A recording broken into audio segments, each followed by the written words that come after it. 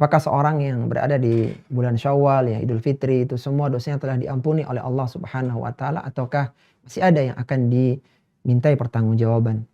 Rasulullah Shallallahu alaihi wasallam pernah menyebutkan dalam salah satu hadisnya, "Raghima anfu rajulin adraka ramadhana thumma salaha qabla an yughfar lahu."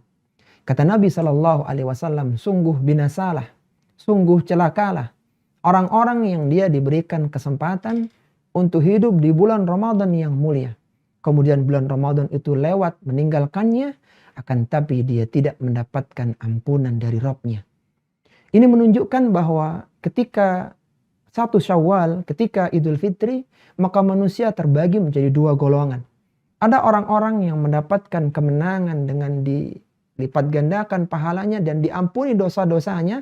Dan sebaliknya di sana ada orang-orang yang menyia-nyiakan Ramadan sehingga dia pun tidak mendapatkan pahala yang banyak, bahkan dosanya tidak diampuni oleh Allah Subhanahu wa taala. Dan ini adalah orang-orang yang merugi, wal iyadu billah. Maka beruntunglah orang-orang yang mengoptimalkan ibadah di bulan Ramadan. Diisinya dengan puasa yang baik, dengan qiyamul lail dan berbagai kebaikan-kebaikan yang lainnya. Suatu ketika Talhah bin Ubaidillah dia melihat ada dua orang yang menemui Nabi Shallallahu alaihi wasallam. Yang dua orang ini sama-sama menyatakan masuk Islam. Kemudian salah satu dari mereka terbunuh di medan peperangan, jihad fisabilillah. Kemudian satu orang yang kedua baru meninggal dunia secara biasa setahun setelahnya.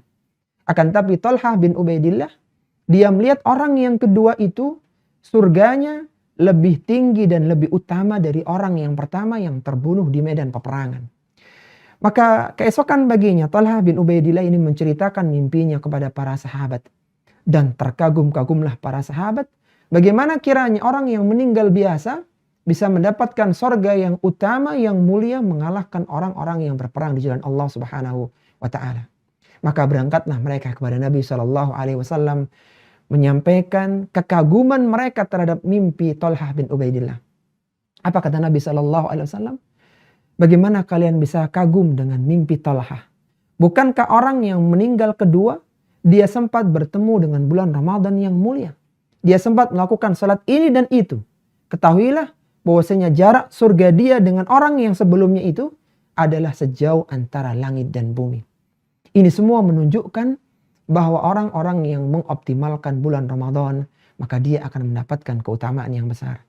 Sebaliknya, orang-orang yang menyia-nyiakan Ramadan, maka dia mendapatkan kerugian yang sangat fatal, wal iyadu billah. Sampai-sampai Rasulullah SAW mengatakan ketika menyebutkan tentang keutamaan Lailatul Qadar, yang orang saat beribadah di malam itu, maka itu lebih baik daripada dia beribadah 1000 bulan. Lebih dari 83 tahun. Rasulullah mengatakan, "Man khurima khairaha faqad hurim." Barang siapa yang diharamkan dari kebaikan malam itu, maka sungguh dia telah diharamkan dari semua kebaikan yang ada. Maka dari sini ikhwati fillah rahimani wa rahimakumullah, kita tahu bahwa ada orang-orang yang tidak diampuni dosanya oleh Allah, wal iyadu billah. Semoga kita tidak termasuk golongan tersebut.